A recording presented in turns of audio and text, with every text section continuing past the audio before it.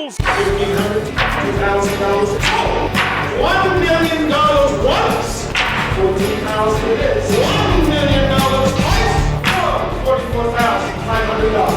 Gone. 47 and a half. Fair warning, it is selling at $1 million. So, $1 million.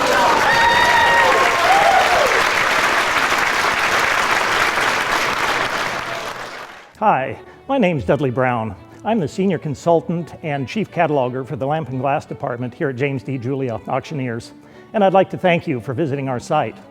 For the past, 13 years, I was the head of the Glass and Lamp Department here at Julia's, and through those years we had some of the finest art glass and lighting come through the doors, and it continues to come in today. I'd like to take a few minutes of your time today and show you some of the exceptional pieces that will be offered in the next sale.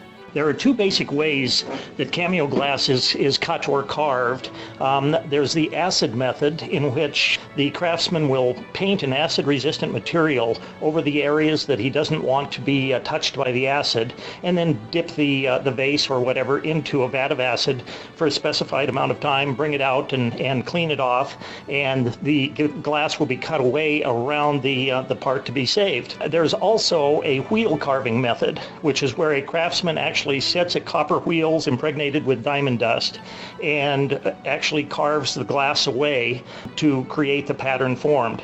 This wonderful Galle vase, the spider vase, uses both methods. It's an outstanding vase. It's offered in the upcoming sale with an extremely conservative estimate of only $1,200 to $1,800.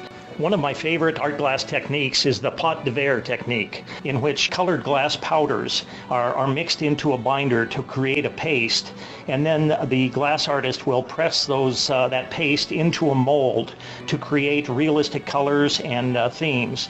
And this vase by Argy Rosseau, it depicts another spider and spider web within a group of flowers and leaves. It's a beautiful vase, beautifully done with variations in colors. The vase has a very delicate spider web in white that hangs between leaves and flowers of red, pink, green, brown, with brown stems running around the top of the vase. The vase itself is a cream-colored piece, the body, but has mixtures of other colors in, with some splashes of green, purple, orange, and yellow. The estimate on this piece, again, is a very conservative estimate of only $2,000 to $3,000. The Loetz art glass factory out of Austria produced a great deal of art glass during the turn of the century and early 1900s. It was a very prolific factory that made a lot of art glass for Europe and also exported a great deal of fine art glass to the United States. They ran the gamut of very plain, ordinary pieces to extremely finely done art glass pieces. This vase is one of those really fantastic pieces. It's done in the phenomenon genre and is a mix of quite a number of different decorating techniques. The top of the vase is decorated with platinum iridescence, which kind of drips down the side with blue iridescent delicate lines running through the platinum iridescence. Behind that is an orange, just lightly iridescent glass that again seems to drip down the side of the vase. It is mixed in with some platinum iridescence as well and follows in places all the way down to the foot. And then to finish the vase off, there's a platinum iridescent zipper design that extends upward from the foot and is done against a bright yellow background. A beautiful, beautiful vase that will be offered with, again, I think a very conservative estimate of $3,000 to $5,000. One of the most sought after colors in Tiffany art glass is the red Favrile glass. We don't see a lot of it. It's hard to come by and very, very sought after.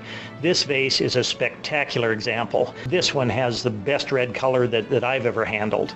It's a wonderful shape too. It's a footed vase with a small foot and a flaring body that comes up to a bulbous shoulder and a rolling shoulder with rolled lip. The other thing that's nice about this, so many red vases we come across are not decorated. This vase has an absolutely spectacular blue and platinum iridescent pulled feather design. It's actually a double band of pulled feathers, one over the top of the other, giving almost a fishnet effect. And the blue iridescence with strong purple and green highlights against that rich red background is just absolutely one of the most beautiful vases that we've ever offered. The vase is signed on the bottom, LC Tiffany Favrile, and numbered 428C. That was a model number most generally used.